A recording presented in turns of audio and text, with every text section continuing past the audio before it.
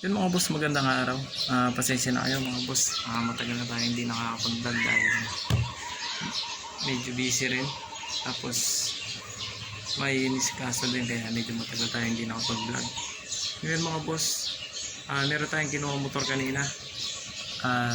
Mio Soul sa Nueva Ecija natin kinuha mga boss. Kaso di na ako nakapag-video dahil medyo malayo yung biyahe. Tapos ako lang mag-isa namang kumuha. Hindi na ako nakapag-vlog. Ngayon mga boss, ipapakita ko sa inyo itong motor na nabili natin. Ito nga pala motor na to mga boss ay titignan natin kung ano yung mga issue nya. Pero kadalasang issue lang naman ng mga kinukuha ko mga boss ay paso, tapos mga minor scratch lang naman mga boss.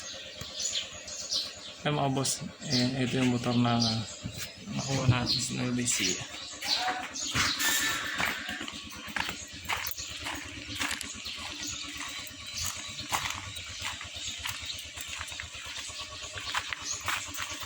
Yan mga boss yung nakuha natin yung Soul. 125 yan mga boss. Makinis naman mga boss. Yan. Kung mapapansin nyo siya, hindi ganong gamit.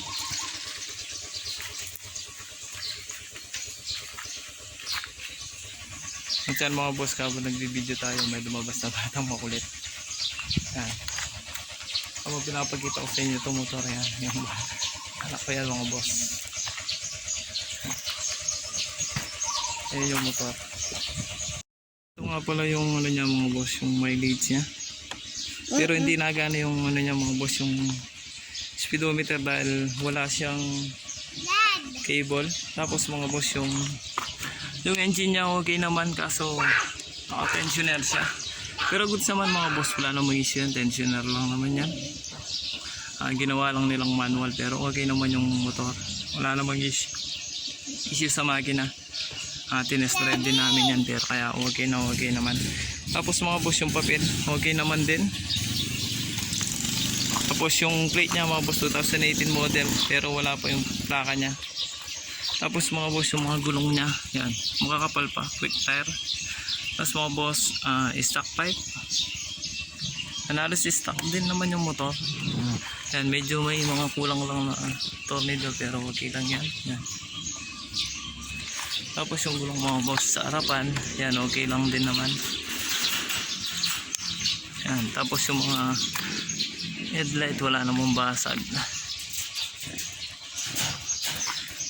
Yan. Yan mga boss, yan yung nabili nating motor ngayon. Baka ibebenta ko rin to mga boss. Mga boss, hanggang dito muli yung video natin. Pasensya na kayo ulit mga boss dahil ngayon pa lang ako mag-update sa YouTube at Facebook page ko kasi medyo matagal tayo hindi nakapag-upload.